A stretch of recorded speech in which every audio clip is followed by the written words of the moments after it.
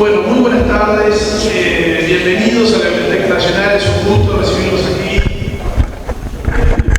Damos un saludo especial a las autoridades presentes y al público que se acercó esta tarde a esta segunda mesa dentro de un ciclo de 7, nada más y nada menos, que dedicadas a distintas facetas de la figura, la vida y la obra de Juan Pibel Devoto. Bueno, la demora, entre otros motivos, fue porque estábamos contando anécdotas de Pibel y como sucedió el miércoles pasado en la apertura de este ciclo, al que felicitamos al MEC por la idea y por la conformación de una comisión para encarar estos homenajes. El otro día, el miércoles pasado, en el Museo Histórico también sucedió lo mismo. Creo que más allá de los distintos abordajes que esta mesa de lujo que me acompaña tenga sobre la figura de Pibel, bueno, en ese mundo de cercanías que es el ambiente intelectual uruguayo, la figura de Pibel Devoto aparece, sus anécdotas están cercanas, son recientes, están presentes, están vívidas. Desde el momento de la conformación, de la estructura de estos ciclos, obviamente que la figura de Pibel y su vinculación con los libros tenía que estar presente.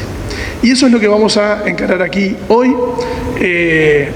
Voy a presentar a la mesa a Fernando Aguerre, Carolina Porley y Susana Monreal.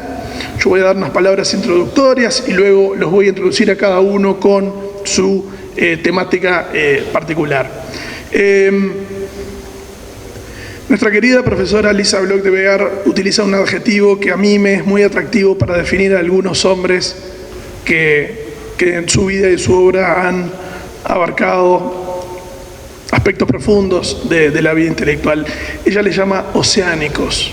A mí me parece que personajes como, por ejemplo, Emil Rodríguez Monegal o Carlos Ardezúa son oceánicos y en este caso creo acorde encarar la figura de Pibel Devoto como un hombre oceánico por la extensión, por la profundidad y también, creo yo, por el carácter inasible e inabarcable de su prolífica vida. Y me parece que encarar, si aceptamos posible como oceánica la figura de Pibel Devoto, también estamos partiendo, y también es una forma de excusarse, de que lo que vamos a hacer ahora es un acercamiento que inevitablemente tiene que ser fragmentario, porque una figura de esta dimensión se nos escapa. Nunca podemos llegar quizá a la totalidad, y el que se arriesgue a abordar un análisis biográfico in extensum de la larga vida de Pibel Devoto se va a encontrar con un enorme desafío. Y este desafío también sucede en la mesa que nos convoca hoy, en la relación de Pibel Devoto con los libros, con las colecciones y con las bibliotecas. Es probable que Pibel, ese autodidacta al que se refirieron los integrantes de la excelente mesa del miércoles pasado, en esa relación desde la niñez probablemente y como un estudiante talentoso y al mismo tiempo hecho a sí mismo, se hablaba de la relación con ese sentimiento salesiano inicial, haya tenido una relación con los libros muy precoz. Y es probable quizá que hasta los últimos tiempos, hasta los últimos días de su vida hubiera estado en una relación sin dudas vinculada a los libros. Yo simplemente me gustaría nombrar algunas vías de abordaje, siempre con la posibilidad de quedar incompleto y siempre con la posibilidad de que lo que hoy abordaremos aquí pueda ser completado en las próximas mesas. A mí me gustaría destacar, como para desbrozar el terreno vinculado al campo libresco pibeliano, que quizá haya 5 áreas o 5 sectores en los cuales Pibel se vinculó al mundo de los libros. El primero quizás sea el más directo. Los libros cuya autoría están firmados por Juan Pibel Devoto. Algunos, una pequeñísima muestra, están allí en esa vitrina que funcionarios de Biblioteca Nacional destacaron para hoy. Hay algunos muy particulares, Algunos son folletos, otros son algunos de sus famosos ensayos. Yo no me voy a entrar a recorrer la extensa bibliografía de Pivel Devoto, simplemente a nombrar que de manera directa podemos referirnos a sus libros como primer campo de análisis. Un segundo campo son sus libros en coautoría, básicamente junto a su esposa Alicia Ranieri, pero también en otros libros colectivos y en revistas en las que participó, de las que fue parte, de las que llevó su firma, en el Uruguay y en el exterior. Inevitablemente, un tercer campo ineludible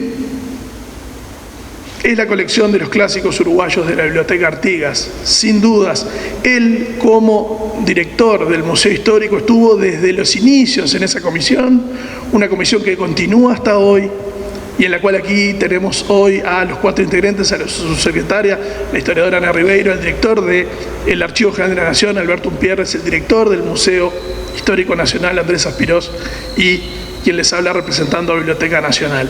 Y allí estaba Pivel en el germen y en el origen de una gran lanzadera, un gran aeropuerto, ¿no?, de lanzamiento de libros y de publicaciones, con la significación que tuvo para nuestro país entonces, desde el año 53, en los inicios, hasta el presente. Yo simplemente quiero hacer, tampoco es el momento de ponernos a recorrer extensamente todo el abanico de publicaciones que generó esa colección, pero sí decir que específicamente cuando Pivel Devoto fue el ministro de Instrucción Pública y Seguridad Social, esa era la denominación que tuvo entre 1963 y principios de 1967, segundo gobierno colegiado del Partido Nacional, se publicaron dentro de la colección de los clásicos uruguayos La Friolera, de 81 volúmenes. Si tomamos en cuenta como promedio los meses de esos 4 años y monedas, da casi 2 volúmenes por mes, constantemente. Es impresionante y lo podemos decir en carne propia con las dificultades que a veces tenemos hoy para lograr la gestión, la publicación y la promoción de los volúmenes de la colección de clásicos de la Biblioteca Artigas. Pivel logró probablemente en esos 4 años, en ese cuatrienio, sin dudas la mayor cantidad de libros editados. Y esto se conecta con un cuarto elemento que me gustaría abordar, que son los libros que él gestionó desde dentro y desde fuera de instituciones que él mismo creó, además. Quiero nombrar la Ley de Diciembre de 1964, que creó nada más y nada menos que el Instituto Nacional del Libro. Eso también es un conejo editorial de la galera de Pivel, que funcionó, si mal no recuerdo, hasta la rendición de cuentas del año 95, y que también generó decenas de publicaciones y potenció y apalancó el aparato editorial desde el Estado. Por último, esto es apenas un raconto y me refugio en la justificación de que la figura es inabordable. Me gustaría hacer referencia a una publicación que tiene muchísimo que ver con esta casa, y es la revista de la Biblioteca Nacional. La revista de la Biblioteca Nacional, que ha tenido por lo menos 3 épocas. Aquí tengo el primer ejemplar, que es de diciembre del año 1966. El director de la Biblioteca Nacional, ustedes recordarán, en ese momento era Dionisio Trillo Páez, y él, a modo de agradecimiento y además como forma de explicitar directamente lo que estaba sucediendo en el último párrafo de las palabras liminares, dice lo siguiente, y me gustaría leérselos antes de presentar el panel que engalana esta mesa. En cuanto a que la Biblioteca Nacional pueda disponer hoy de ese órgano que es la revista, es de justicia consignar que ello se debe a la iniciativa del profesor Juan Pivel Devoto, sin duda alguna el más grande promotor de las ediciones de orientación cultural en nuestro país. Muchísimas gracias.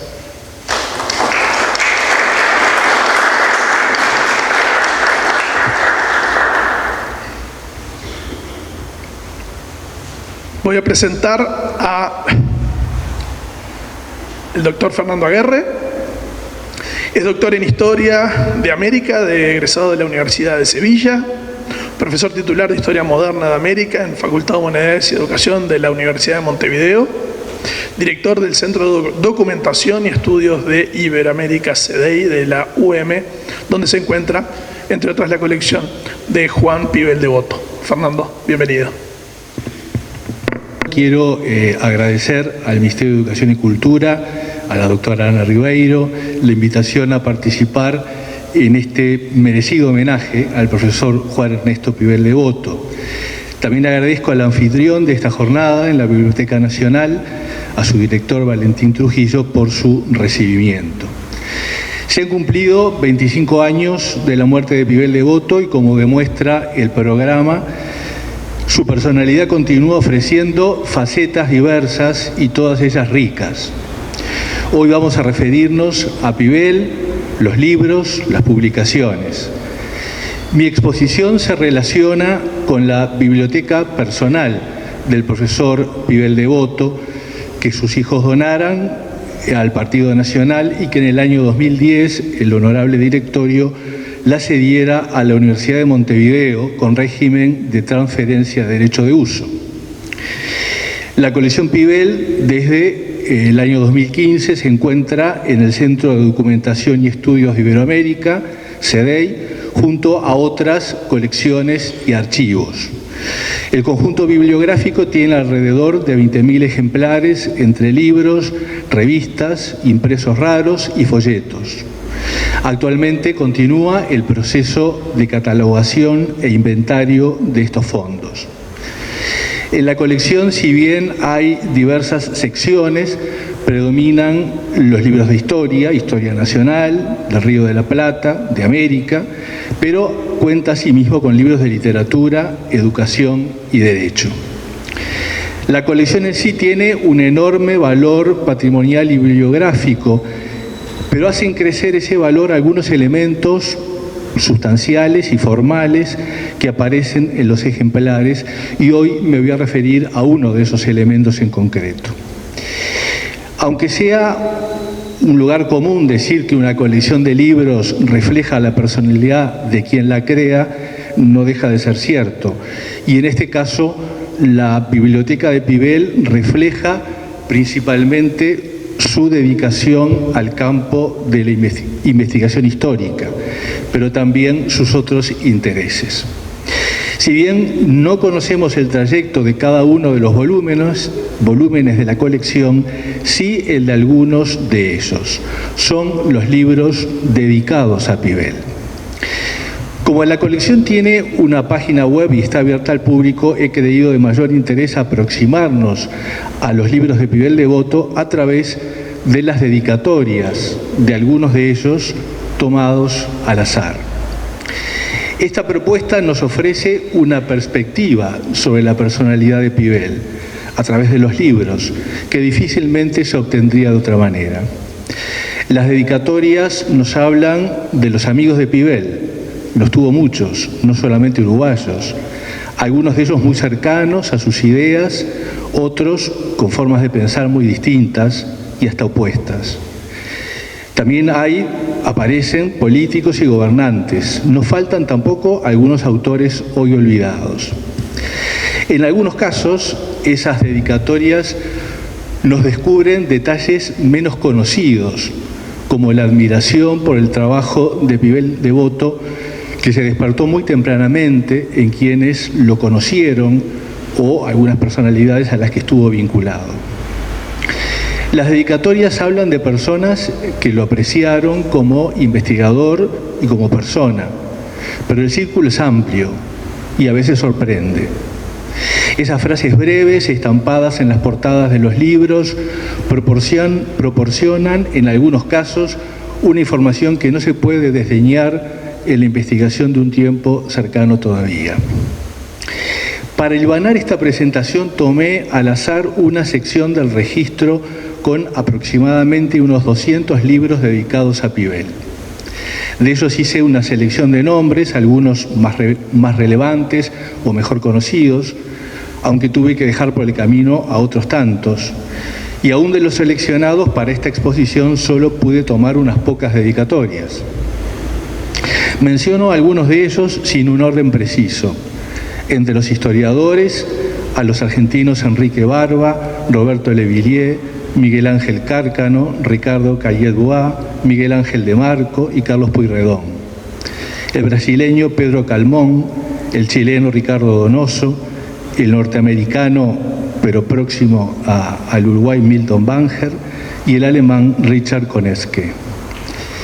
De igual manera, traigo a la memoria las dedicatorias escritas por historiadores, investigadores, docentes uruguayos, como Mario Falcao Espalter, Carlos Ferrés, Agustín Veraza, Rolando de la Guarda Trías, Washington Reyes Abadí, Óscar Brusquera, Blanca Paris de Odone, Alfredo Castellanos, Carlos Real de Azúa, Flavio García, José Pedro Barrán, Juan Antonio Odone y Benjamín Nahum, entre muchos otros. Escritores como el argentino Enrique Larreta o los uruguayos Julio Seda Rosa, Arturo Sergio Vizca, Eduardo de Salterain Herrera, Jaime Alblixen, Juana Guibargurú, el periodista y ensayista Luis Pedro Bonavita, el poeta Juan Hilaria. En la lista aparecen también, por ejemplo, un artista plástico, Dumas Oroño. Los políticos o gobernantes mencionados en este pequeño corte hecho al azar son el doctor Luis Alberto de Herrera, Luis Hierro Gambardella y Rafael Valle Pacheco, entre los uruguayos. El argentino Alfredo Palacios y el historiador boliviano Jorge Siles Salinas. Nos faltan abogados y profesores de Derecho como Daniel Hugo Martins, Américo Pla Rodríguez, Héctor Grosses Piel y muchos otros. Hay, naturalmente, en este elenco dedicatorias muy sencillas que quizá dicen poco o nada del autor y del destinatario. Otras, en cambio, aportan matices interesantes, como ocurre con la obra de Luis Alberto de Herrera, La pseudohistoria para el Delfín, ensayo de historia polémica que, con la maestría reconocida del autor, publicara primero el debate en forma de artículos y que luego se reunieran para aparecer como libro en 1947.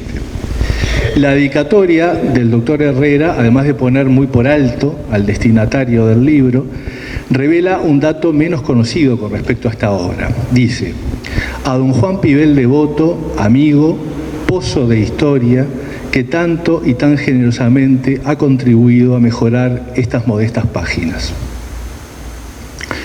Uno de los primeros libros dedicados a Pivel en el corte realizado fue la obra titulada Entre dos siglos, el Uruguay alrededor de 1800, de Mario Falcao Espalter, abogado, investigador y escritor, colaborador de la revista Histórica, miembro del número del Instituto Histórico y Geográfico en el año 1919, periodista, docente. En el año 1932 dedicó a Pivel ese libro, Entre dos siglos, publicado en 1926, con estas significativas palabras dirigidas a un joven de 22 años. Para Juan E. Pivel Devoto, meritísimo y óptimo investigador y amigo. Y la firma de Mario Falcao Espalter. Una dedicatoria posterior en el tiempo que merece ser destacada es la del historiador alemán Richard Koneske, uno de los más importantes americanistas europeos del siglo XX, especialista en historia de España, profesor, entre otras, de la Universidad de Colonia, que recibió múltiples distinciones en España y en América por su labor de investigación y como escritor. En la colección hay más de un título dedicado por Koneske a Pivel. La que voy a citar se puede ver en la portada de la monumental colección de documentos para la historia de la formación social de Hispanoamérica, cuyo primer tomo fue publicado por el CSIC en Madrid en el año 1953. En la dedicatoria se hace referencia a la fecunda amistad que mantuvo con Pivel. Dice así: para mi querido colega, don Juan Pivel Devoto, cuya obra sigo siempre con interés especial, con el alto aprecio y la amistad de Richard Conesque. La dedicatoria de un autor menos previsible, para muestra de la variedad de la colección, es la del poeta y dramaturgo uruguayo Juan Hilaria, a quien Gabriela Mistral consideraba como uno de sus maestros, que estampó en su libro de poesía Nacimiento de la Muerte la siguiente dedicatoria: al gran profesor, noble amigo, hombre austero, espíritu generoso y que en su labor de investigador y crítico revela siempre su honestidad intelectual, con respeto y estima, y la firma del autor. Una de las numerosas dedicatorias de Flavio García, la que elegí, está estampada en el libro titulado Una historia de los orientales y de la Revolución Hispanoamericana, libro que fue autorizado por el Consejo de Enseñanza Secundaria en 1956, dice: a Juan E. Pibel Devoto, profesor, historiador, organizador, director y siempre infatigable y capaz luchador, en testimonio de homenaje intelectual, la firma de Flavio García. Una dedicatoria que llama la atención también por la estética de la caligrafía es la que el escritor argentino Enrique Larreta dejó impresa con elegancia, que llena toda la portada de la inolvidable novela histórica La Gloria de Don Ramiro. Está fechada en 1937 y dice sencillamente: a Juan Pibel Devoto, espiritual homenaje y muy amistoso recuerdo, Enrique Larreta. Algunas de las dedicatorias que sugieren vínculos menos conocidos sin duda despiertan el interés del investigador. Una de ellas es la que aparece en la portada del libro Espíritu y Técnica en la Universidad, escrita por su autor, el argentino Alfredo Palacios, que envió a Pibel Devoto este libro el mismo año de su publicación, en 1943. Palacios, abogado, docente universitario, diputado socialista, simplemente estampó al señor Juan Pibel Devoto atentamente y su firma. Un dato más concreto es el que trae la portada del libro La vida de Monteagudo, del escritor y político argentino Mariano de Bedia y Mitre, intendente de la ciudad de Buenos Aires, que impulsó durante su mandato la construcción de la avenida 9 de Julio y el obelisco de esa capital. En 1950 escribe en su dedicatoria a Pibel: al señor Juan E. Pibel Devoto, director del Museo Histórico Nacional de Montevideo, agradeciéndole de nuevo el importante dato que me aportó sobre el paso de Monteagudo por Río de Janeiro. Le ofrezco este ejemplar como homenaje a su prestigiosa obra de historiador.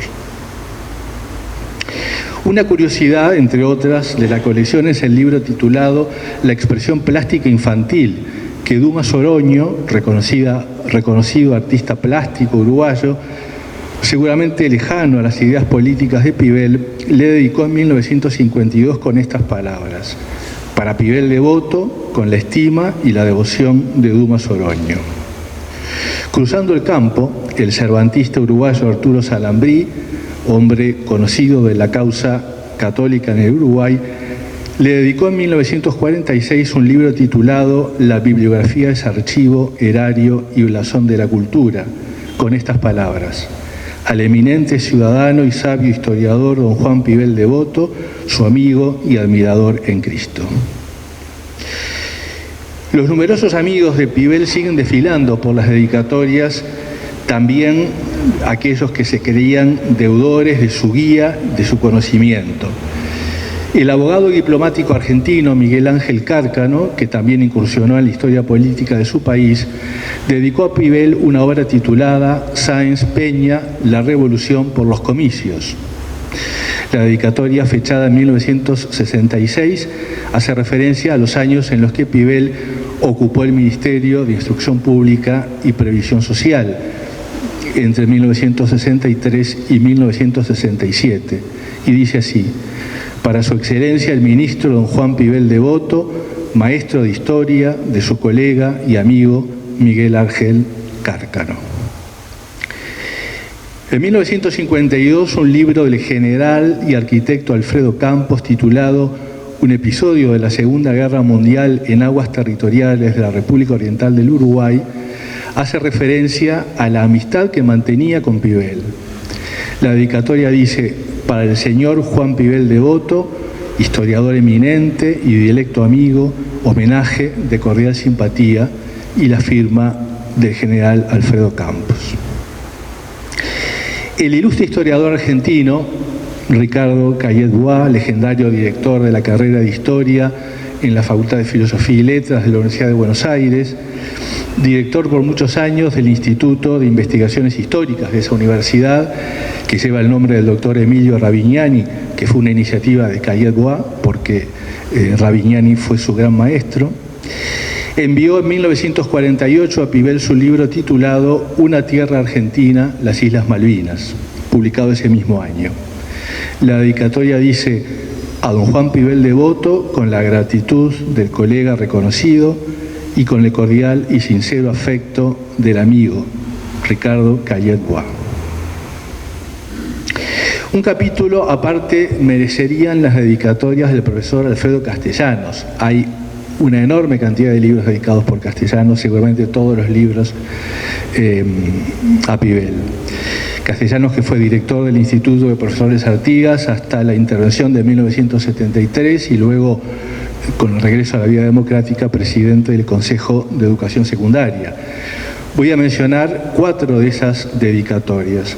En 1952 ofreció a Pibel el libro titulado Contribución al estudio de las ideas del presbítero Dámaso Antonio Larrañaga, con esta frase: a Pibel, piloto mayor de la historia nacional, afectuosamente Alfredo Castellanos, Pascua de 1952. En 1954, una dedicatoria nos descubre el papel que tuvo Pibel, según dice Castellanos, en su vocación por la historia.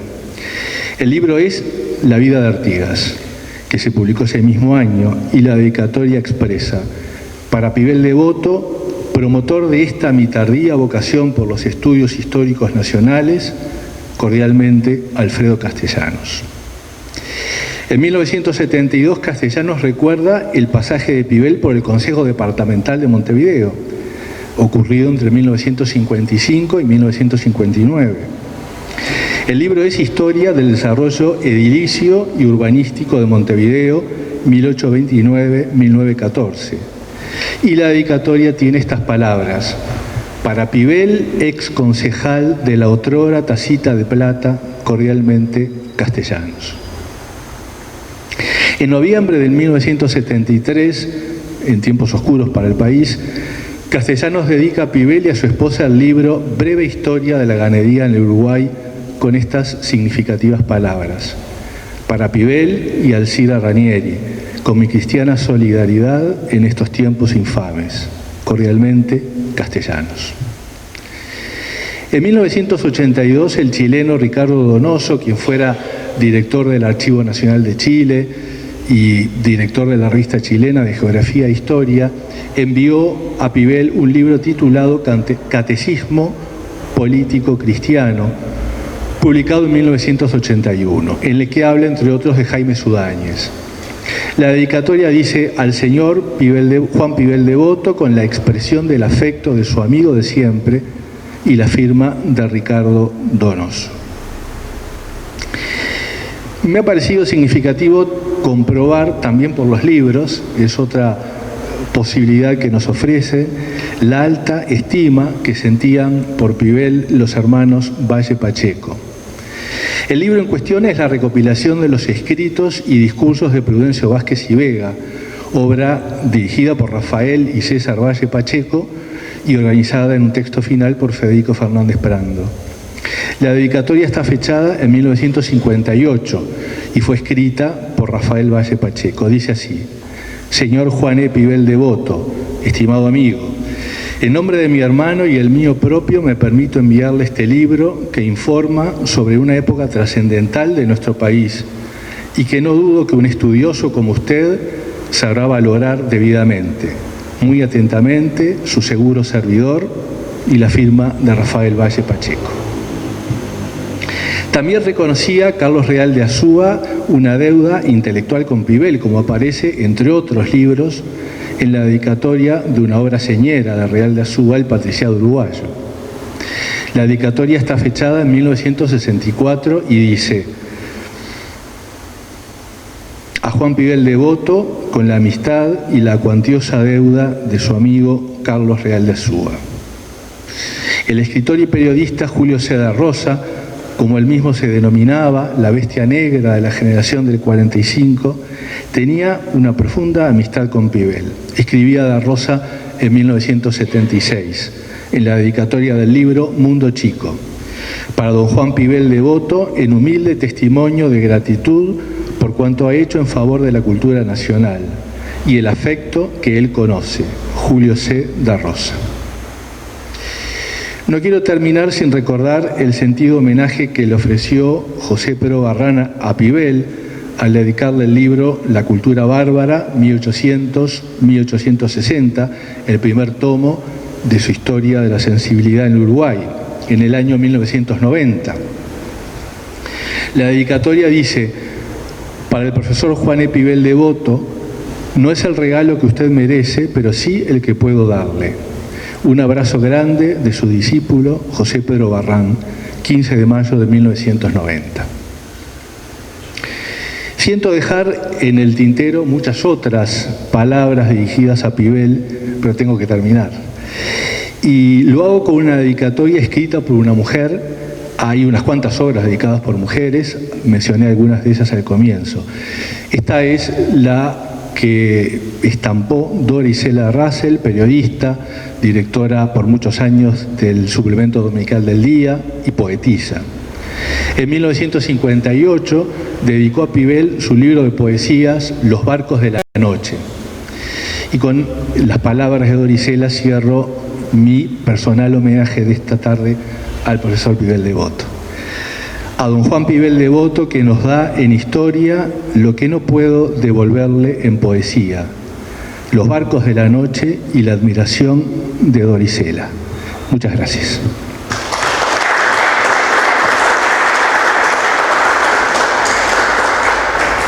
Muchas gracias, Fernando. Vamos a cederle la palabra a Karina Porley.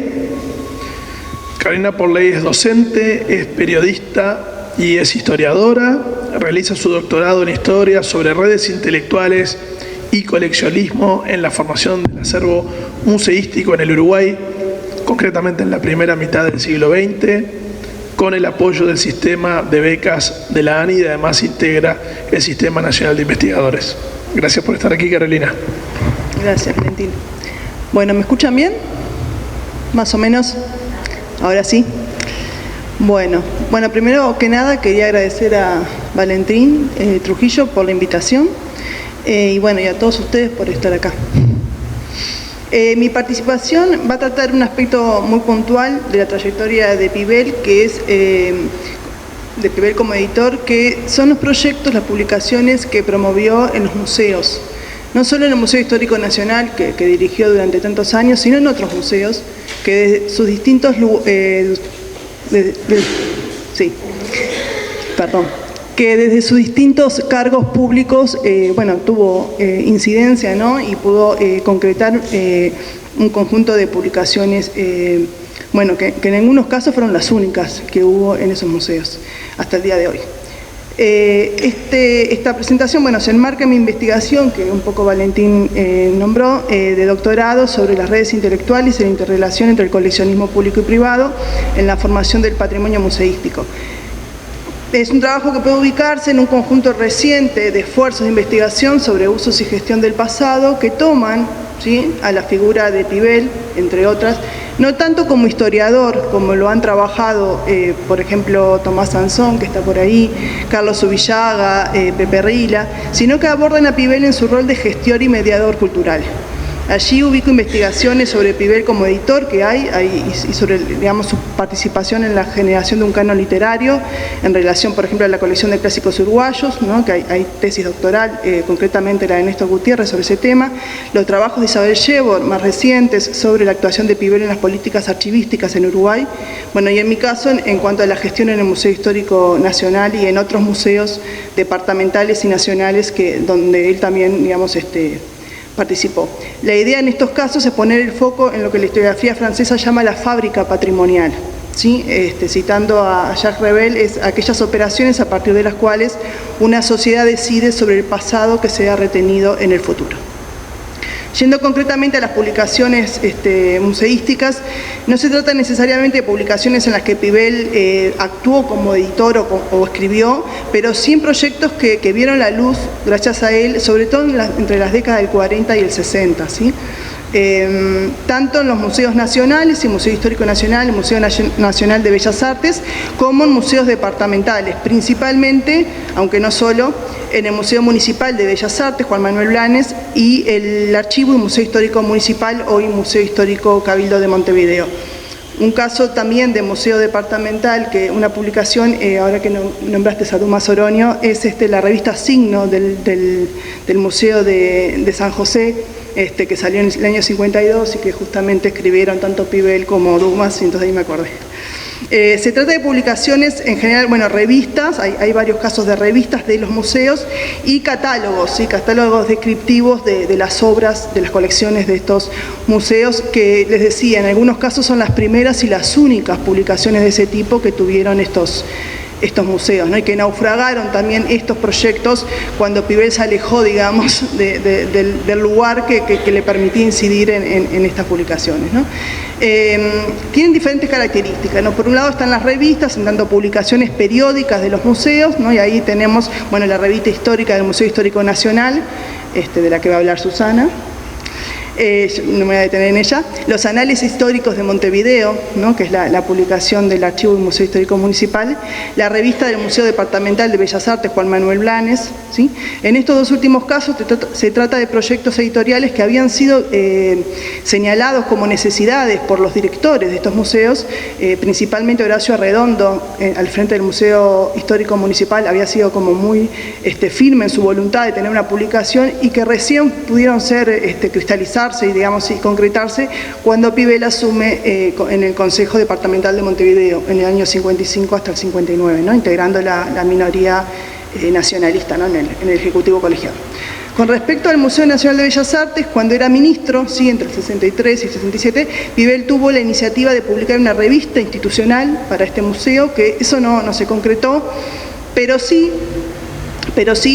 pudo concretar el catálogo descriptivo de las colecciones de este museo del año 66, que fue un esfuerzo importante, después voy a hablar de él. Perdón. Bueno, empecemos con el Museo Histórico Nacional. Bueno, asumió el frente del museo en junio del 40, como muchos saben. El 12 de junio, ¿sí?, envió al ministro de Instrucción Pública, Toribio Lasso, un plan de reorganización del Museo Histórico Nacional, donde indicó como prioridad la confección de un inventario y un catálogo descriptivo de las posesiones de este museo, ¿no? Acá puse le voy a leer un fragmento de ese plan de reorganización. Dice, con referencia, esos son fragmentos, ¿no? Con referencia al material que constituye el acervo del museo, juzgo del caso llamar la atención del señor ministro sobre la falta no ya de un catálogo, sino de un inventario en el que se incluyan detalladamente todas las existencias. Trabajo elemental sin el cual no puede existir garantía sobre la conservación de los objetos. Estos se encuentran, por otra parte, distribuidos en las distintas salas del museo sin orden ni clasificación alguna, lo cual es debido, en cierto modo, a las deficiencias del local, pero en particular a la circunstancia de que nunca se ha trazado un plan orgánico para la exhibición del material que se ofrece al examen del público en la forma más elemental. Además del material que se expone en las salas en el estado antes referido, los sótanos del museo utilizados como depósitos están llenos totalmente de piezas de distinto carácter y valor, pero todas igualmente abandonadas. Estos objetos están allí sin orden alguno en inventario que permita localizarlos en caso que alguien deseara efectuar una consulta. En cuanto a las garantías, señor ministro, ellas reposan en la honestidad del personal, la cual yo no pongo en duda, pero en lo que no podemos fundarnos por sistema. Y formulo tal aseveración por cuanto la falta de inventario de catálogos por un lado y la circunstancia de abrirse las vitrinas sin necesidad de llaves son índices más que elocuentes de la total ausencia de garantías con que el director que suscribe debe cumplir sus funciones. Había entonces para Pibel una cuestión de control, de saber qué se tiene, dónde y cómo está, ¿no? Para prevenir cualquier faltante de aquello que se tiene la responsabilidad de custodiar, y también un objetivo en términos de transparencia y de difusión y hacer accesible no solo al historiador, sino al ciudadano en general, el acervo del museo, que en definitiva le pertenece a todos. La publicación del catálogo descriptivo fue así una de las prioridades que se trazó Pibel al asumir y que concretó apenas 2 años después, en 1944, publicando el catálogo descriptivo como parte de la revista histórica del museo. No me voy a referir a la revista, así que salteo esa parte. Bueno, volviendo al catálogo, el mismo fue publicado en el 44 y luego en el 46 como libro independiente, acompañado de un anexo generoso de fotografías de las salas del museo que daba cuenta de la nueva propuesta museográfica diseñada por Pibel e inaugurada el 12 de octubre del año 42 en las casas Rivera y La Valleja, constituidas en nueva sede del museo, que hasta ese momento, hasta el año 41, estuvo en el local de la calle Colonia y Minas, donde ahora está el colegio José Pedro Varela. Hay que decir que a este catálogo, que incluía las obras de arte, objetos, monedas del museo, siguió luego la realización y publicación de un catálogo de manuscritos. Decíamos que el catálogo incluyó fotografías de las salas que daban cuenta de una necesidad de divulgar su propuesta expositiva y con ella la narración histórica que el museo desplegaba a partir de esas piezas, ¿no? De esas obras de arte, de esos objetos en exhibición. Esto fue procurado por Pibel a partir de otras publicaciones, como fueron los folletos de sala. En nota al ministro, el director justificó su intención de publicar estos folletos diciendo que no alcanzaba con exhibir las piezas en las salas del museo, ¿sí? Eran 19 salas en la Casa Rivera y otras 9 en Casa de La Valleja, sino que había que tratar de llevar la propuesta didáctica sobre las grandes etapas de la evolución nacional, ese era el guión museográfico, más allá del museo y que las personas pudieran disponer de ese material de un modo ilustrativo y explicativo. Para esto, en 1943, Pibel procuró y generó 2 espacios. Por un lado, sus alocuciones radiales en CX6 del Sodre, de 10 minutos de duración todos los jueves, en las que se dedicaba a describir cada sala del museo y explicar el significado de cada pieza en exhibición y su función dentro de la narración histórica que desplegó en esa propuesta museográfica, y que, según dijo, estaba pensada para transmitir las grandes etapas de la evolución nacional. Un resumen de esas alocuciones destinadas a difundir el contenido de cada sala fue publicada en los folletos de sala que iban acompañados de imágenes de vistas de las salas y de algunas de las piezas destacadas. 60 años después, esos esfuerzos de publicación del catálogo descriptivo y de los folletos de salas, los historiadores los estamos usando, ¿no? En mi caso concreto, para estudiar la propuesta expositiva, ¿sí? De Pibel de Devoto y el relato que él logró sostener a partir de los objetos que decidió exhibir y también en relación a aquellos que no decidió exhibir, ¿no? O sea, nosotros tenemos el catálogo con las obras que tiene el museo y tenemos la propuesta museográfica con el detalle de las obras que decidió incluir. Entre otras cosas, podemos advertir cómo Pibel buscó balancear en su propuesta museográfica la presencia de los 2 bandos en pugna durante la Guerra Grande. Cuando inauguró la propuesta museográfica en el año 42, por primera vez el Museo Histórico Nacional tuvo una sala, la Guerra Grande, en lugar de una sala, la Defensa, ¿no? Hasta ese momento era la sala de la Defensa. A partir de Pibel cambió el nombre de la sala, que no es algo menor. Y si bien en el folleto Pibel dice que se buscó representar por igual a las 2 bandos en pugna durante el conflicto, en realidad el acervo le impuso unos límites muy precisos para poder hacer esto, siendo mucho más numerosos los retratos y objetos relativos a los hombres de la defensa que a quienes se ubicaban en el Cerrito. Esta asimetría en la conformación de las colecciones es algo que Pibel no pudo cambiar, por más que quiso, lo intentó. Y al día de hoy, por ejemplo, frente a una decena de óleos referidos a Venancio Flores, que incluyen varios retratos, 3 óleos representando la muerte de Flores, uno de Juan Manuel Blanes, otro de Eduardo de Martino y otro de Pedro Valenzani, y de otros episodios de la vida de Flores, hay un solo retrato de Berro y una fotografía.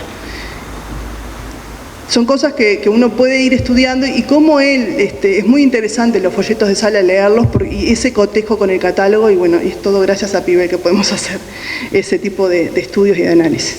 Bueno, pasando a las publicaciones en los museos departamentales. En 1955, cuando asume como miembro de la minoría nacionalista en el Consejo Departamental, pide a los directores del Museo Histórico Municipal y del Museo Municipal de Bellas Artes, Juan Manuel Blanes, un diagnóstico de situación y necesidades. En el caso del primero, entre otros aspectos, Arredondo cita su reclamo de que el museo tenga una publicación para difundir su acervo y trabajos históricos a partir del mismo. En 1957 aparecen los Anales Históricos de Montevideo, que tendrán 5 tomos, que aparecerán entre el 57 y el 68. Si el tomo 1 es del 57, el 2 del 58, el 3 del 59, luego se espacea al 62 y finalmente el tomo 5 en el 68. Se trató de verdaderos libros de más de 500 páginas cada uno, con un apéndice gráfico generoso referido al tema monográfico al que está dedicado el tomo. En ellos se publicaron numerosos estudios históricos sobre la historia de la ciudad, de la vivienda, del transporte, del mobiliario, una mirada muy centrada en el urbanismo, en la arquitectura, en la cultura material, en la iconografía viajera, y que seguía el perfil que el propio Arredondo había dado a la propuesta museográfica del Museo Histórico Municipal, que dirigió entre el año 26 y el 64.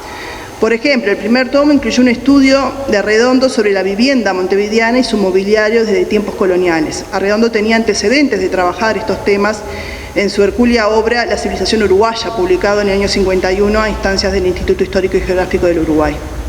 Además de ese estudio sobre la vivienda, el primer tomo incluyó una reseña histórica del museo realizada por Arredondo, donde le reconoce a Pibel sus gestiones en relación a 3 logros para la historia del Museo Histórico Municipal. El primero es la anexión del Parque Fernando García, ubicado en Carrasco, sí, que constituía parte del legado de este coleccionista, la Intendencia de Montevideo, al museo como su sección Carrasco. El traslado de la sede del museo al edificio del Cabildo, que lo adoptó como sede, y la publicación de estos anales. Este primer número, como todos los otros, incluyó una sección gráfica vinculada al tema monográfico, sección muy generosa con más de un centenar de fotografías e ilustraciones que recogían los elementos descriptos a partir de piezas que el propio museo tenía en su acervo, como de otras procedentes de colecciones particulares u otras colecciones públicas. Una tercera sección estaba destinada a divulgar documentos del Archivo Histórico Municipal, y procuró la publicación de actas de la Junta Económica Administrativa desde 1830, lo que se realizó a lo largo de los distintos números de los Anales Históricos de Montevideo, y también diversos documentos oficiales de la comuna relativos en gran parte a la gestión del patrimonio histórico de la ciudad, por ejemplo, al traslado de la Puerta de la Ciudadela, a la restauración del Cabildo, a la restauración del Molino de Pérez, entre otros. El tomo 2 estuvo destinado a la historia del transporte de tracción a sangre, también con un estudio de Arredondo que recoge el acervo del propio museo a partir de lo que era la colección de carruajes que tenía en Carrasco, lo que hoy es el Museo y Parque Fernando García. Además de Arredondo, escribieron en los Anales Históricos de Montevideo autores como Julio Abella Trías, Luis Baucero, su estudio sobre la historia del Palacio Legislativo salió en los Anales Históricos de Montevideo, Alberto Reyes Tevenet, Fernando Sunzaun, entre otros. En el caso de la revista del Museo Blanes, van a salir solo 2 tomos. En 1958 el primero y el segundo en 1961. El primer tomo incluyó, entre otros aportes, una historia del museo a cargo de su director, Juan Carlos Beigler, y un estudio valorativo y crítico del acervo del museo por parte del historiador Fernando García Esteban, además historiador del arte, ¿no? Además, la publicación incluirá un catálogo descriptivo de las obras que poseía entonces la institución. Si bien se anunciaba una aparición periódica que iría difundiendo estudios monográficos sobre los artistas nacionales con presencia en el acervo del museo, ¿sí? En el primer tomo sale una reseña de Blanes, la revista solo tuvo un segundo número que continuó el catálogo descriptivo, actualizándolo, e incluyó artículos sobre la obra de Figari, de Alfredo de Simone, por parte de Cipriano Vitureira, de Carlos María Herreres, por parte de García Esteban, de Diógenes Ecuet, por parte de Eduardo de Salterain Herrera, Carmelo Darzadun, por José Pedro Argul, y también un artículo sobre la incorporación de la colección de obras de Blanes del coleccionista Octavio Sunzaun, adquirida ese año por el museo. Cabe agregar que la actuación de Pibel en el Consejo Departamental de Montevideo fue muy importante y valorada, en especial en lo relativo a la promoción de la cultura y las artes.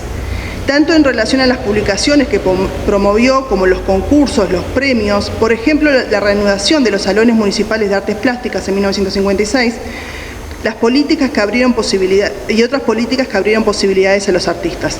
Tan fue así que en abril del año 59, la artista Amalia Poleri dio un elogioso discurso en un acto organizado por el Círculo de Bellas Artes y el Sindicato Libre de Pintores, Escultores y Grabadores en honor a Pibel y su gestión en el Consejo.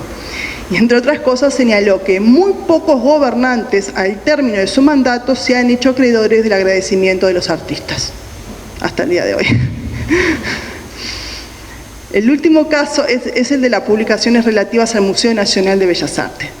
Desde el cargo de ministro de Instrucción Pública, al que llegó en el 63, se involucró en este museo y la publicación del catálogo descriptivo que apareció en el año 66. Se trató de un proyecto que lideró Pibel desde el Ministerio y que fue elaborado por personal del Museo Histórico Nacional, no del Museo Nacional de Bellas Artes. Incluyó una memoria histórica del museo, un texto documentado sobre el origen del Museo de Bellas Artes del siglo XIX, los hitos y actores que tuvieron gravitación en el devenir de la institución y la formación de sus colecciones. El hecho de que esa memoria histórica del Museo Nacional de Bellas Artes, actual Museo Nacional de Artes Visuales, fuera realizada a pedido de Pibel por personal del Museo Histórico, marca una diferencia respecto a las publicaciones del Museo Blanes o del Museo Histórico Municipal, en las que las autoridades, el personal de estas instituciones, sí participaron de la publicación y sus contenidos.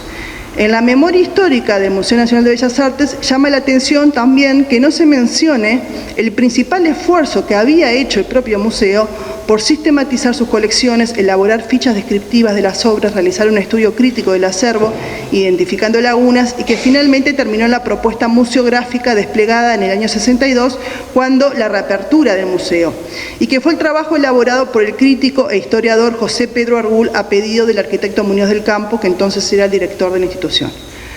No aparece mencionado en la memoria histórica del museo este esfuerzo, sino que uno se pregunta por qué Argul, con la trayectoria que tuvo dentro de la institución, no participó en la elaboración de este catálogo.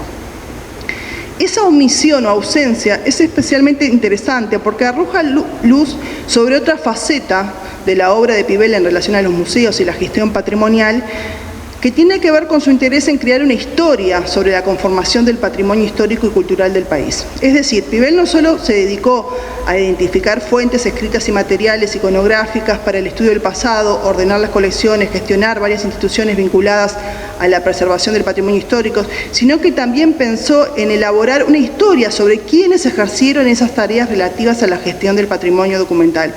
Hay una carpeta en el archivo Juan Pibel Devoto en el AGN que dice: para la historia de las políticas de patrimonio. Hay una conciencia que eso que él hacía también eran hechos a ser estudiados y valorados. Así, además de publicar la revista histórica del Museo Histórico Nacional, publicó la historia de la revista histórica y su aporte a la cultura nacional. Y en esa narración sobre los hitos y protagonistas en la historia del patrimonio museístico hay inclusiones y hay exclusiones, como en cualquier narrativa histórica. Por eso, hoy, quienes investigamos la historia de nuestros museos y utilizamos los textos impulsados por Pibel, lo hacemos agradeciendo la rica información que ellos arrojan y los sopesamos en tantos antecedentes de estudios de la cuestión, pero también los tomamos en su condición de fuente, como testimonio de una forma como el Uruguay resolvió en un momento la gestión del pasado en relación a los museos del país, y el papel de uno de los historiadores y jerarcas públicos que más claridad tuvo respecto al sentido de esa tarea. Muchas gracias. Muchas gracias, Carolina. Vamos a cederle la palabra para terminar la parte oratoria a Susana Monreal. Es doctora en Ciencias Históricas por la Universidad de Lovaina, Bélgica, profesora emérita de la Universidad Católica del Uruguay y coordinadora del Seminario Permanente de Historia y Religión, además de miembro activo del Sistema Nacional de Investigadores de la ANE. Gracias, Susana. Bueno, muy buenas tardes. Me da mucho gusto y agradezco a las autoridades aquí presentes la investigación recibida para participar de este ciclo de homenaje a Pibel Devoto, en particular en esta mesa, libros y bibliotecas, que debo decir, hace unos meses se llamaba Libros y Colecciones, lo que explica el tema de mi presentación.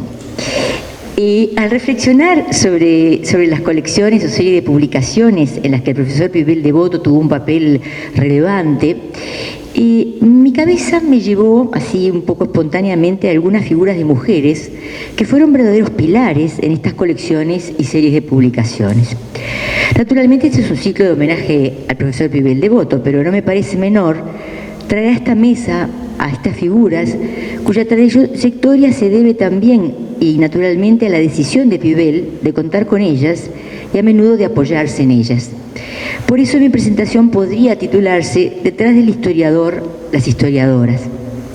Voy a referirme en primer lugar a las publicaciones y colecciones de las que el profesor Pivel Devoto fue columna vertebral, algunas, ¿no? La revista histórica del Museo Histórico Nacional, el Archivo Artigas y la colección de clásicos uruguayos, y el papel decisivo que nuestro historiador jugó en todas ellas.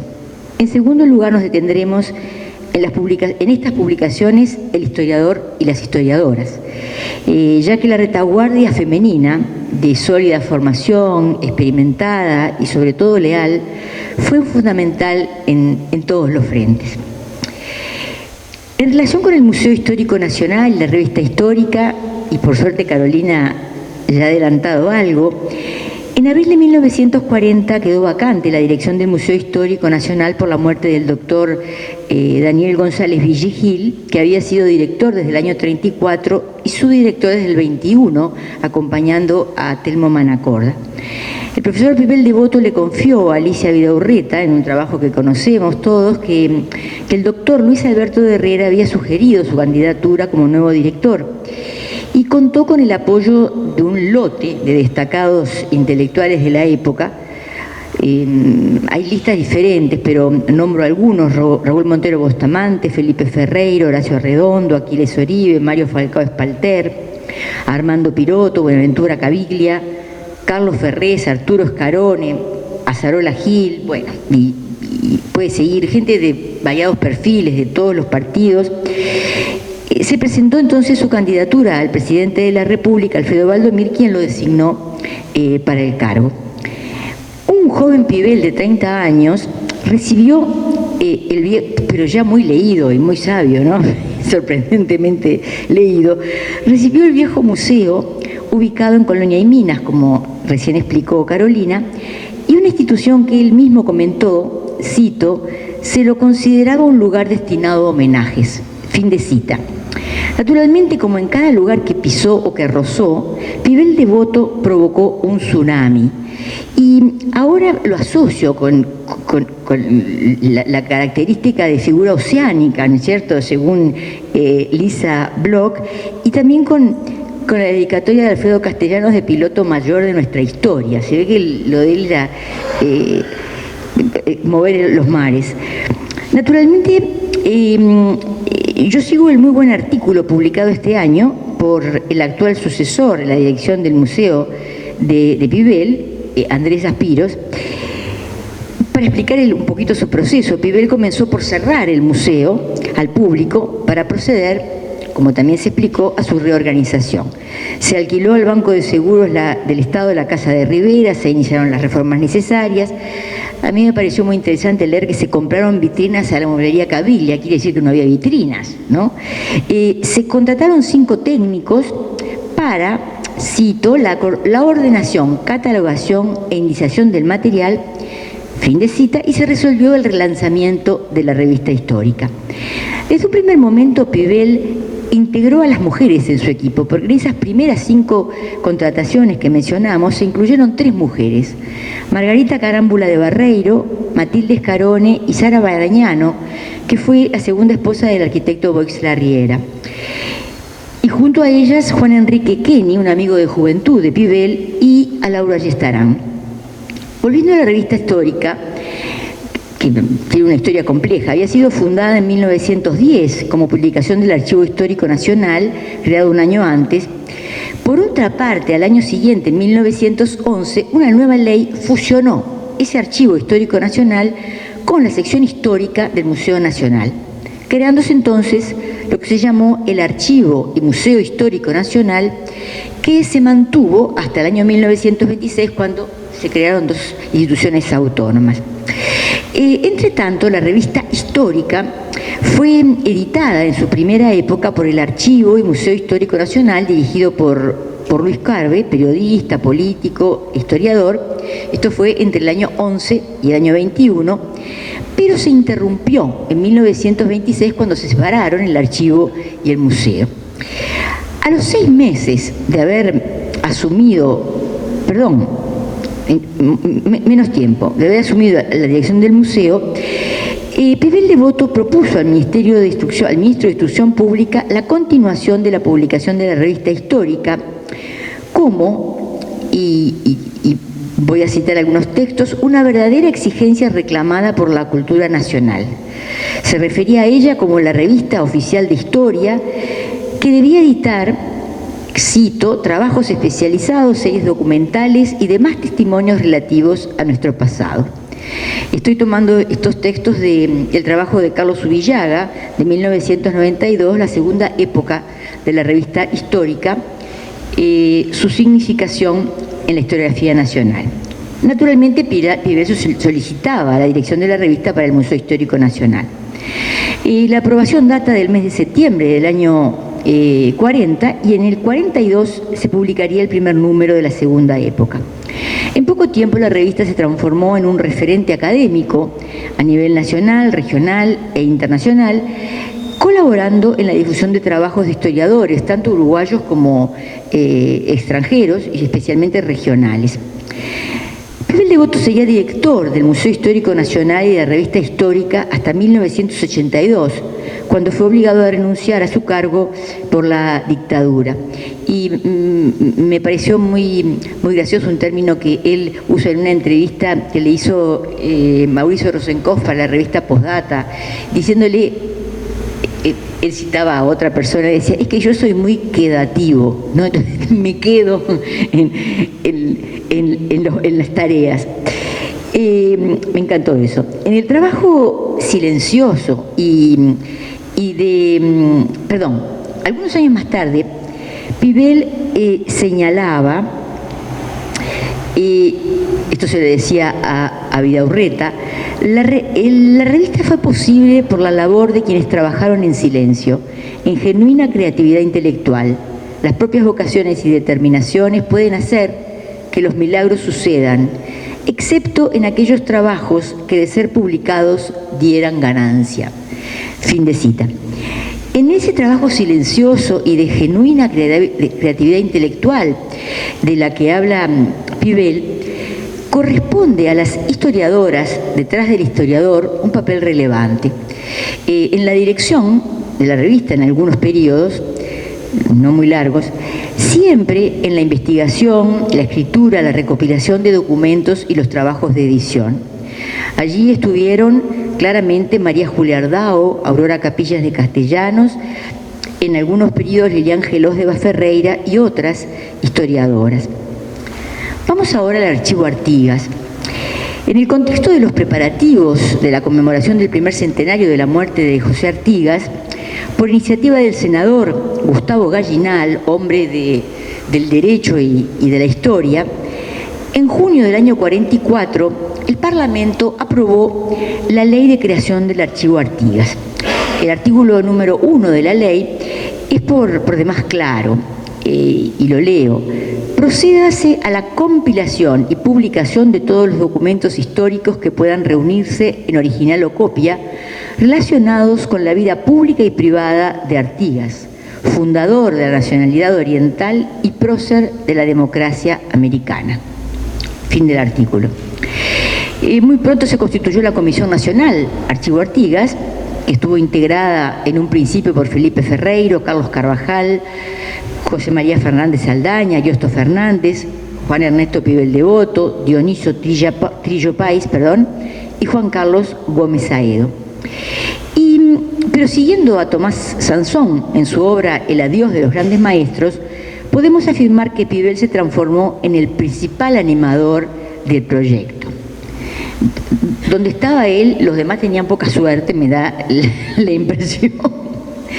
Con adecuada planificación y en tiempos de bonanza económica, se definió un equipo de investigadores que trabajaron en archivos públicos y privados de la región, Uruguay, Argentina, Brasil y Paraguay, y en Europa, España, Portugal, Francia e Inglaterra, para realizar la recopilación exhaustiva de toda la documentación relacionada con José Artigas.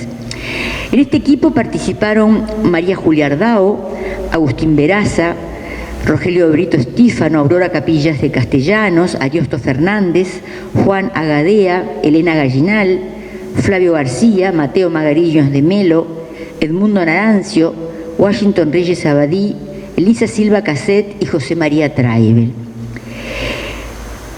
En resumen, entre 1950 y 2009, 60 años, se publicaron 38 volúmenes del Archivo Artigas.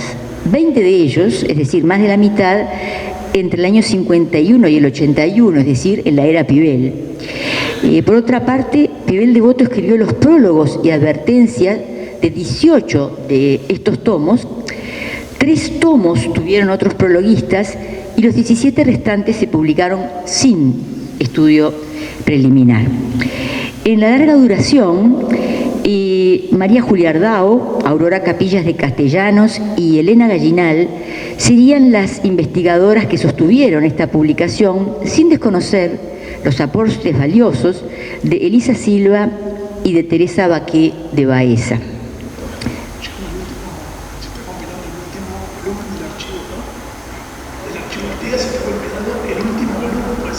Ah, bueno, muy bien. Pero,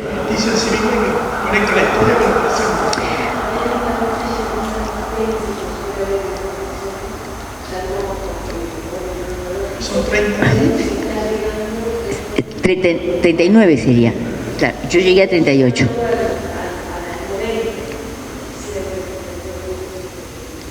Muy bien. Felicitaciones a todos los responsables. ¿Ese sería el último tomo?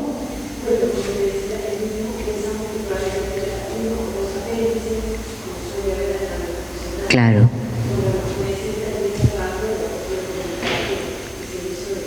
En esta época. Sí, pero además viajaron por todos lados y trabajaron por todos los rincones. A veces así, los líderes oceánicos son muy importantes. La última colección se refiere a los clásicos uruguayos, de las que ya algo adelantó Valentín. Como en el caso de la revista histórica, la colección de clásicos uruguayos, también conocida como Biblioteca Artigas, no fue una creación directa del profesor Pibel Devoto, pero cuando la dirección o parte de ella estuvo en sus manos, el tsunami volvió a hacerse sentir. Esta colección, creada también en el año 1950, tenía como propósito homenajear a José Artigas en el centenario de su muerte. Y también tenía un objetivo sociocultural a destacar, que era reeditar o imprimir por primera vez obras de autores uruguayos. Se decía que eran obras literarias, científicas e históricas, clásicas, pero ya agotadas, y además a precios populares. De ahí las características que tiene la edición de los clásicos. En definitiva, el gran objetivo en los hechos muy pibeliano se trataba de afirmar el sentimiento nacional y de promover el conocimiento de la cultura uruguaya escrita. Además, cada obra estaba y está precedida por un estudio preliminar, lo que enriquecía y enriquece su lectura. Uno de los promotores del proyecto fue Justino Zavala Muniz, periodista y dramaturgo, entonces senador colorado y ministro de Instrucción Pública más adelante. Y bueno, la creatividad de Zavala Muniz no se pone en duda porque había promovido antes la fundación de la Comedia Nacional y de la Escuela Municipal de Arte Dramático. Como sea, esta ley de 1950 comentaba la publicación de la colección al Ministerio de Instrucción Pública y creaba una comisión que estaba encargada de la selección y presentación de las obras, en aquel momento integrada por el ministro de Instrucción Pública y Previsión Social, como se dijo, y los directores del Museo Histórico Nacional, la Biblioteca Nacional y el Archivo General de la Nación, lo digo en el orden en que aparece en la ley. Las publicaciones se iniciaron en 1953 con la reedición de Artigas de Carlos María Ramírez, una obra del año 1884 que había sido reeditada ya en el año 97, con un estudio preliminar de Luis Bonavita. De hecho, Pibel Devoto, como director del museo, integró la Comisión de Clásicos Uruguayos desde su fundación. Sin embargo, parece haber puesto todas sus energías en la colección al ser designado ministro de Instrucción Pública. Una vez más los números hablan y Valentín adelantó algo. Se ve que yo hice mal los cálculos porque yo le puse 90 a Pibel, porque me guié por los años y no revisé todos los números, pero en principio es interesante. Entre el año 53 y el 63, a lo largo de una década, se publicaron menos de 40 volúmenes de la colección. Yo tenía el número de 34, pero puede ser que por la designación de Pibel alguno no estuviera bajo su órbita. Entre el año 63 y el 67 yo había detectado 90 volúmenes, 81 dice Valentín y le creo, en 4 años. Y a partir del 68, con periodos de mayor o menor impulso, que me imagino también dependen de los dineros públicos, se editaron 91 volúmenes en 52 años, un poco más de medio siglo.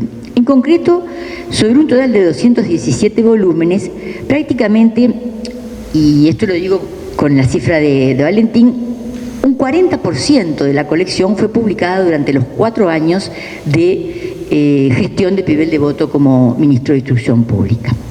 Pibel contó también en este caso con un buen equipo de respaldo y tuvo la gran virtud, esto que fue siempre, ¿no?, de detectar personas y de formar equipos de larga duración, quedativos eran también. En este caso, José Pedro Barrán, Benjamín Nahún y Andrés Rama fueron asesores destacados, acompañados por 2 mujeres, Elisa Silva Casset y María Angélica Lizardi. Vamos ahora a las historiadoras y a honrarlas como lo merecen. Hemos citado muchos nombres, todas cumplieron tareas diferentes, a menudo multiplicadas, en los equipos de Pibel. Desde el año 40, en la reorganización del museo, citamos a los primeros contratos de Margarita Carámbula, Matilde Scarone y Sara Barañano. Encontramos en la revista histórica a María Juliardá, Aurora Capillas y Lilian Gelós. En el archivo Artigas encontramos nuevamente a María Juliardá y a Aurora Capillas, que vamos a ver fueron realmente las más grandes colaboradoras de Pibel, Elena Gallinal, Elisa Silva Casset y Teresa Baquet. En los clásicos uruguayos, Elisa Silva y María Angélica Lizardi, y hay además todo un bloque de mujeres en las tareas de organización y administración muy interrelacionadas con lo académico. Yo tuve una muy interesante conversación con Rosario Castellanos, hija de Aurora Capillas, y al mismo tiempo ella trabajó en el museo toda su vida, y me contaba realmente de la integración en la que todos trabajaban, ¿no? Es decir, esas otras mujeres detectadas, porque me imagino que Andrés debe tener detectadas muchas más, Sara Barañano, Cecilia de Freitas de Otino, Norma Salaverry de Frigerio y Susana Rodríguez de González Varese, Rodríguez Varese de González Risotto, que entró a trabajar en la Biblioteca Americana. Y esto, bueno, sea en homenaje de Rodolfo González Risotto, que no está. Me contaba Rosario que fue su madre la que ofició de Celestina para que se ennoviaran trabajando los dos en el museo. Bueno, es importante destacar, de acuerdo a los testimonios, que el profesor Pibel fue creando y manteniendo unido a este fuerte equipo por el valor que daba realmente a cada persona, por su infinito sentido del humor y por la capacidad de crear identidad y sentido de pertenencia a todo lo relacionado al museo y a su persona. Y si bien es muy cierto que tenía un carácter de temer, Parece ser, según los testimonios, que Pibel prácticamente no se enojaba en el museo. Los enojos eran afuera y con otra gente. De esta legión de cultoras de la historia y de la identidad nacional, yo desearía destacar 3 perfiles. En primer lugar, a María Julia Ardao y a Aurora Capillas de Castellanos, que ingresaron ambas al Museo Histórico en el año 43 y por concurso, y solo se alejaron en el 85, cuando renunciaron al ser cesado Pibel. María Julia Ardao nació en Barriga Negra, La Valleja, el 24 de abril de 1918, en una familia de 9 hermanos, muchos de destacadas trayectorias profesionales. En el año 36, a los 18 años, en los cursos preparatorios de Derecho, fue alumna del profesor Pibel Devoto en Historia Nacional y Americana.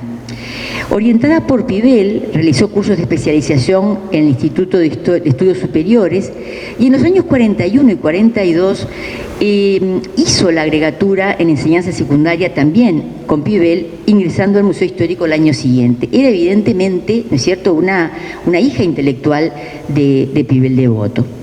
Desde el año 44 cumplió múltiples tareas de investigación, de inventario de numerosos archivos. Fue un pilar de la revista histórica del archivo Artigas, particularmente. Compartió con Aurora Capillas el trabajo de catalogación, las 2 solitas, de la biblioteca y el archivo del doctor Pablo Blanco Acevedo. Realizó investigaciones en Lisboa para el archivo Artigas, en más de un archivo, en un periodo entre el 57 y el 58. Fue nombrada subdirectora del museo en el año 59, siendo directora mientras Pibel ocupó el cargo de ministro. Paralelamente desarrolló una larga carrera docente en instituciones secundarias, también en el Instituto de Profesores Artigas, y no nos podemos detener en sus publicaciones, que son varias y valiosas, algunas en coautoría con Aurora Capillas de Castellanos. Solo quiero destacar su magnífica biografía, Alfredo Vázquez Acevedo, contribución al estudio de su vida y su obra, que es realmente el estudio de una época. Ardao, que debo decir fue mi profesora y la de Elena Ruibal, de historia en tercero y cuarto año de liceo, y creo que es en muy buena parte responsable de que yo hoy esté aquí hablando de ella. Falleció en Montevideo el 13 de noviembre de 2012. Ella fue, al decir de Tomás Sansón, la discípula por excelencia de Pibel Devoto y su mano derecha, sin dudas. Una mujer encantadora, por otra parte. Aurora Capillas de Castellano tiene otra historia. Fue otra gran colaboradora de Pibel, nació en Montevideo en 1913, pero con 19 años se casó con el profesor e historiador Alfredo Castellanos. Y descubrimos que, digamos, la cercanía con Pibel era del matrimonio. Y ella siempre agregó, ¿no es cierto?, el apellido de su esposo en todos sus trabajos. Aurora Capillas ingresó al Museo Histórico junto con Ardao en el 43, eran colegas y fueron amigas toda la vida. Realizó trabajos de investigación, publicó en la revista histórica y tuvo importantes responsabilidades en el archivo Artigas. En este punto es interesante porque fue la responsable, junto con Elena Gallinal, de coordinar todo el trabajo de esos historiadores que iban y venían y recopilaban acá, allá, en el país y en el exterior. Aurora, bueno, ya hablamos de su trabajo con Ardao en la biblioteca y el archivo Blanco Acevedo.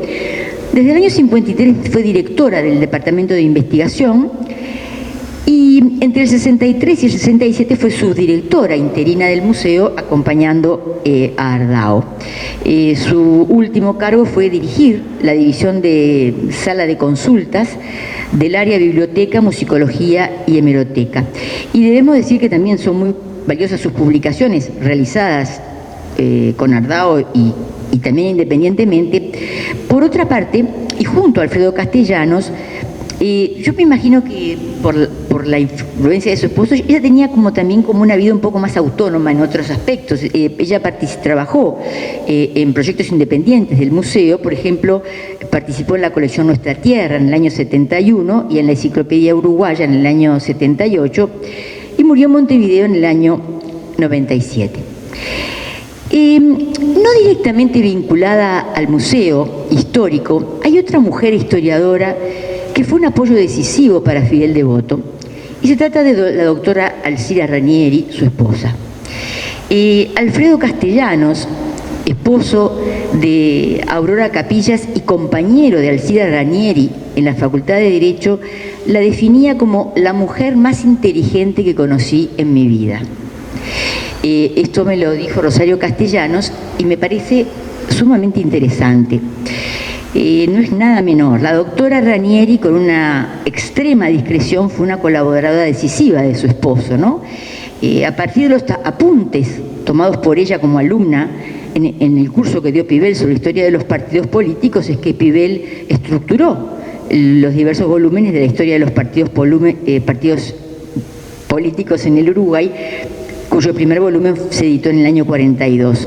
Juntos publicaron en 1945 la historia de la República Oriental del Uruguay. Asimismo, su apoyo fue decisivo en la obra Los Bancos.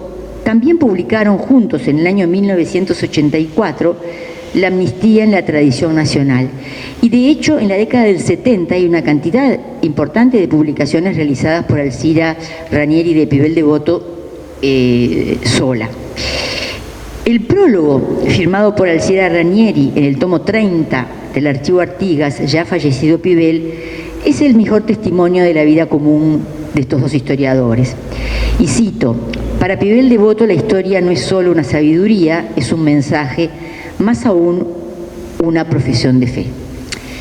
Para concluir, solo bastaría retomar y reunir algunas ideas que ya han sido expuestas. En primer lugar, hay que destacar la extraordinaria capacidad de Pibel como promotor de proyectos, también de colecciones y publicaciones, de gestor, de administrador, creador y sostenedor de equipos, y siempre por décadas.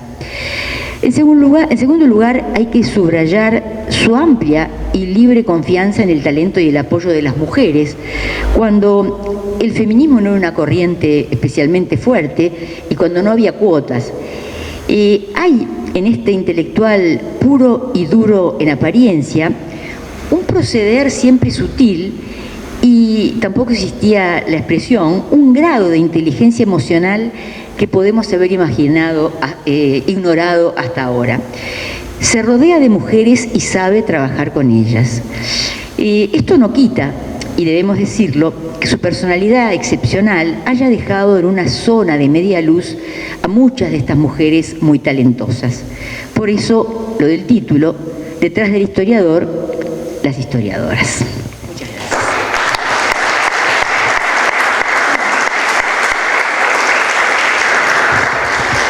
Bueno, a mí me resta volver a agradecer al ciclo por haber elegido esta segunda mesa aquí en Biblioteca Nacional, agradecer a Fernando Aguerre, Carolina Porley y a Susana Morreal, para quienes pido un nuevo aplauso, por favor. Gracias de nuevo, buenas noches.